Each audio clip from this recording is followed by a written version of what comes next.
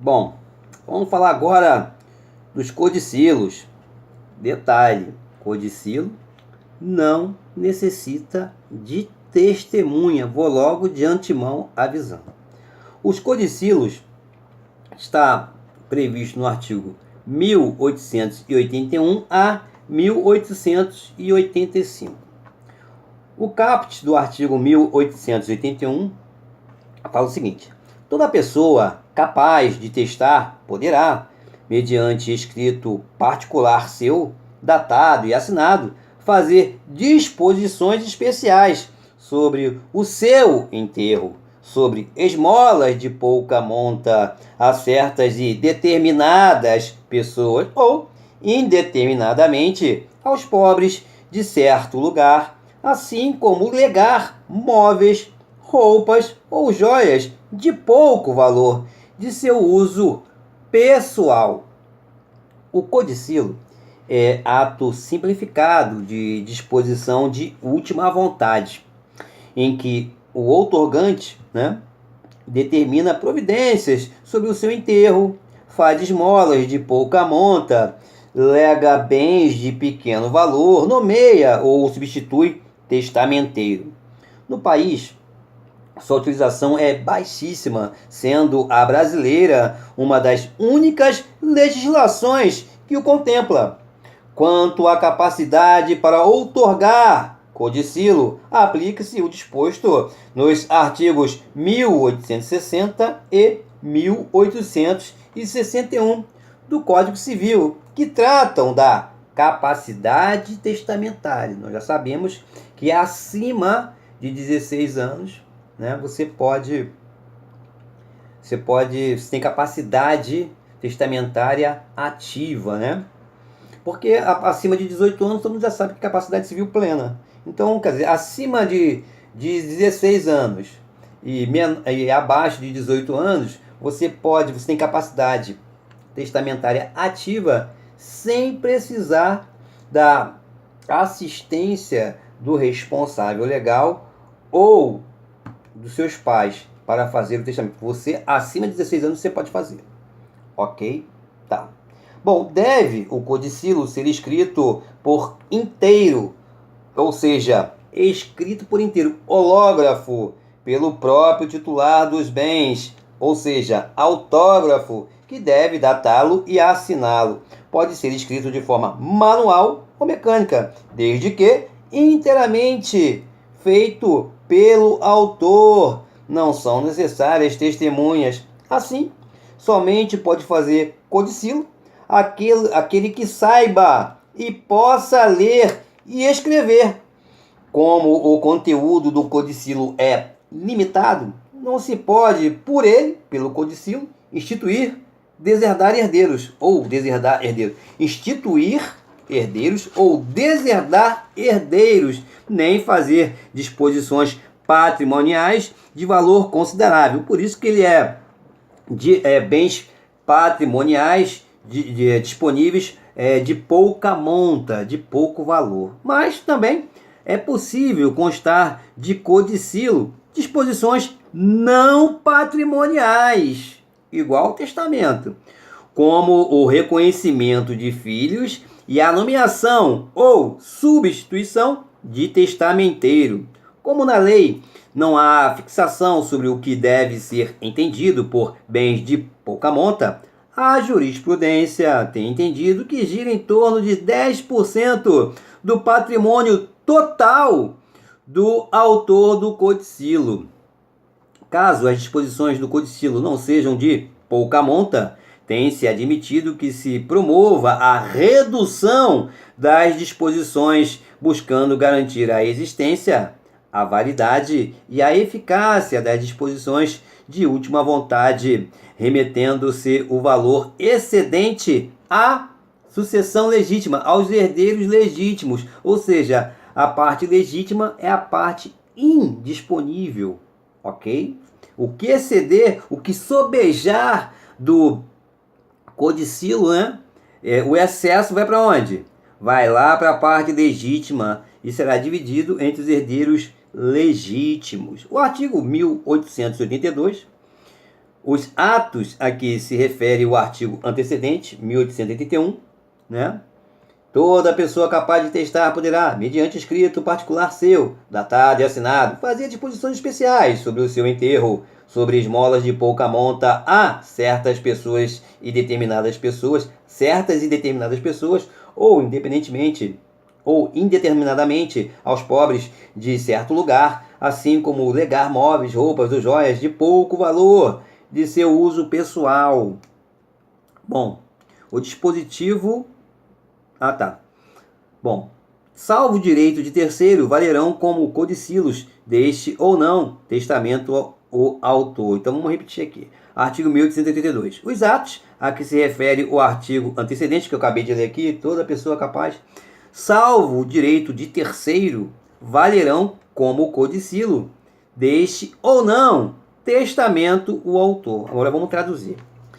O dispositivo em comento, artigo 1882, demonstra que o codicilo tem autonomia, tem vida própria. É ato jurídico perfeito, não sendo acessório ou complemento de testamento. Questão fundamental. Cai na prova, despenca, desaba. Codicilo é ato jurídico perfeito, autônomo, não sendo acessório ou complemento de testamento. Nada impede que uma pessoa faça um codicilo e também um testamento, público, particular ou cerrado, já que o objeto daquele, ou seja, o objeto do codicilo é limitado, reduzido, bastante distinto do objeto do testamento, público, particular ou cerrado. Bom, assim, o codicilo e testamento convivem em ambos, né? E ambos têm eficácia. Eles convivem paralelamente e os dois têm autonomia e eficácia própria.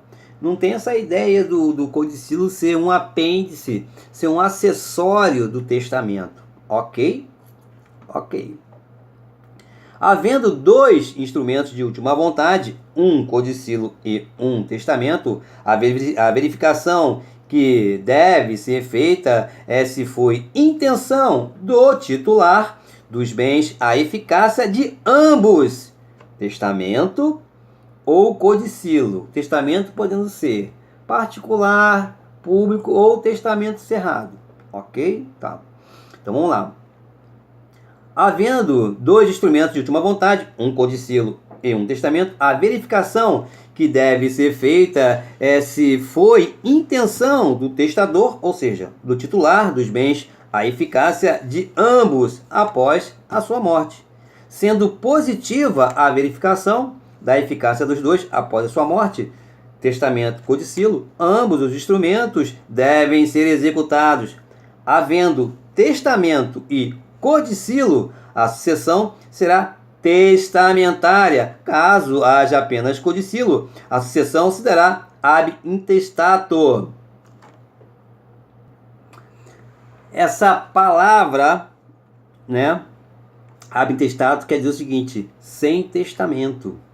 A manutenção do resguardo do direito de terceiros causa perplexidade, pois já na vigência da legislação anterior se criticava a expressão por não conseguir precisar a sua abrangência, utilidade e significado, porquanto o direito dos herdeiros legítimos é sempre resguardado por disposição legal.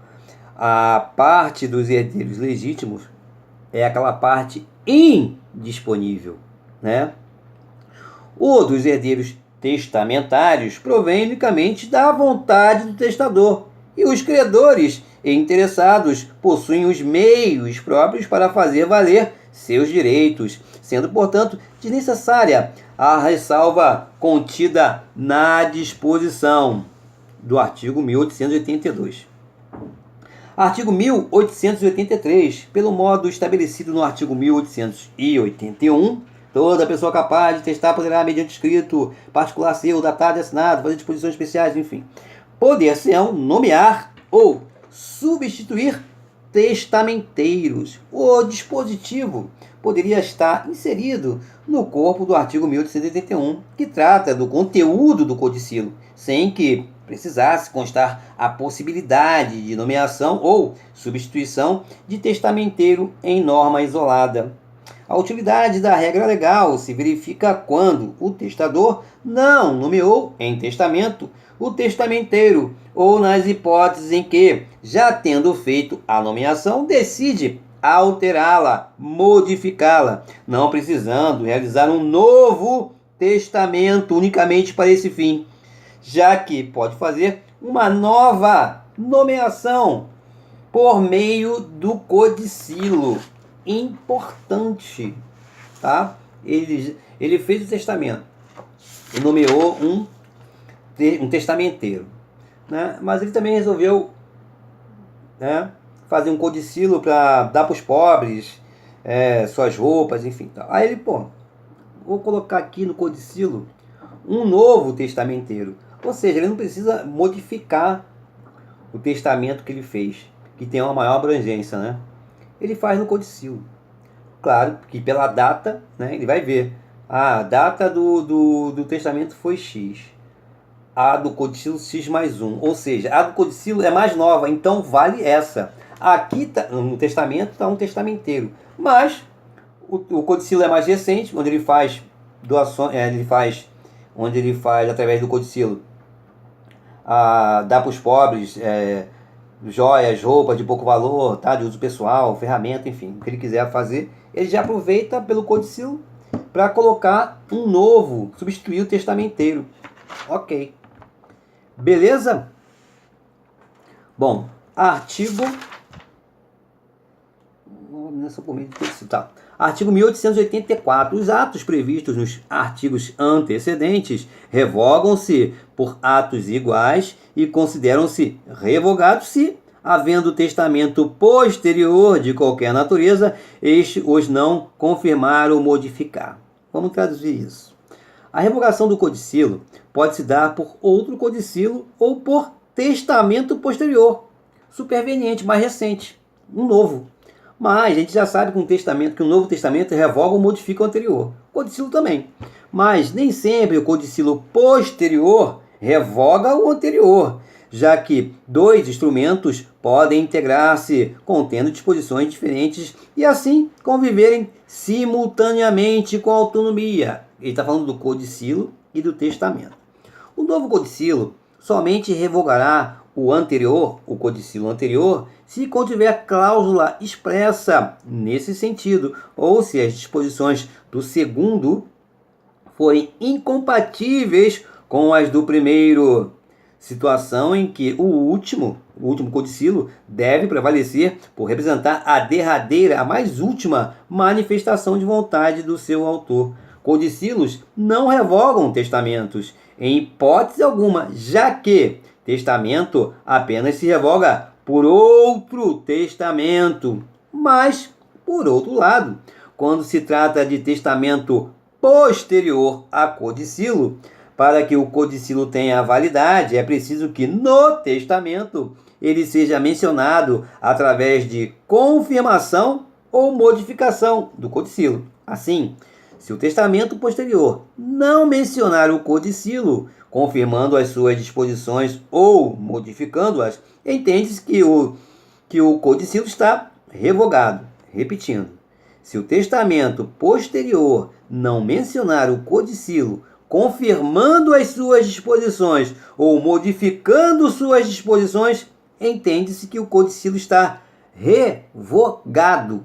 Pelo rigorismo do dispositivo, a revogação ocorrerá ainda que o testamento se regule matéria completamente estranha às disposições do codicilo, e mesmo que sejam compatíveis. Ou seja, esse novo testamento ele tem que fazer referência ao codicilo, dizendo que ele está modificado ou que ele está valendo. Frise-se que nada sendo mencionado no testamento posterior, no Novo Testamento, o codicilo estará revogado. O testamento posterior, mais recente, mais novo, tem que confirmar o codicilo. Ok? Vamos lá. Artigo 1885. Se estiver fechado o codicilo, abrir-se-á do mesmo modo que o testamento cerrado, cláusula codiciliar o Brasil não adota. À semelhança do testamento cerrado, o codicilo pode ser fechado pelo seu autor, podendo apresentar-se cerrado e costurado. Nessa hipótese, o procedimento para sua abertura, registro e cumprimento é feito nos mesmos moldes do previsto na legislação processual para o testamento cerrado. Caso contrário, o procedimento será o mesmo estabelecido para os testamentos particulares. Artigo 737, parágrafo 3º do CPC de 2015. Ok?